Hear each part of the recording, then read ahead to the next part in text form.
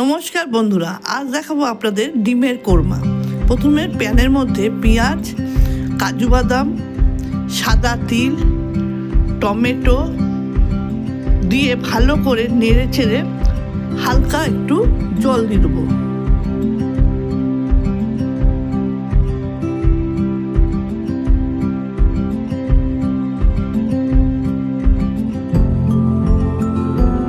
পেঁয়াজগুলো নরম হয়ে গেলে মিক্সির বাটিতে দিয়ে সেটিকে বেটে রাখবো।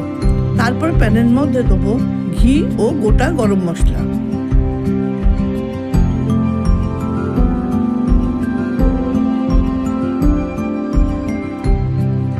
গোটা গরম মশলাটা ভাজা হয়ে গেলে ওর মধ্যে দেবো জিরে গুঁড়ো, ধনে গুঁড়ো,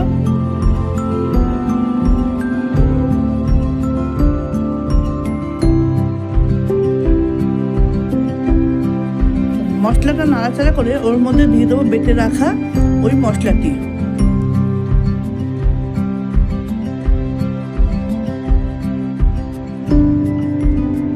মশলাটা হয়ে গেলে একটুখানি দেবো তার মধ্যে দই,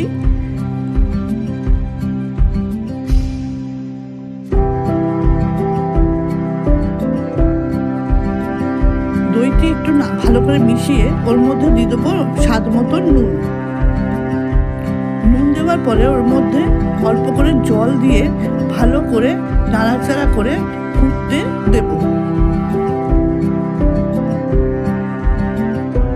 মধ্যে দিয়ে দেবো আগে থেকে সেদ্ধ করা ডিম, একটু চিড়ে নিলে ভালো হয়।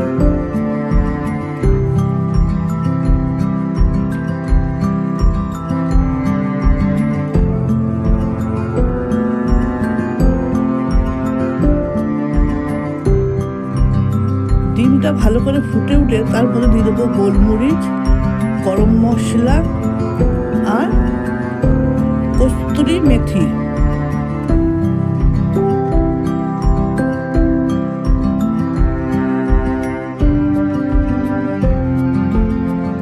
ডিমের কোরমাটি এবারটি সম্পূর্ণ হলো।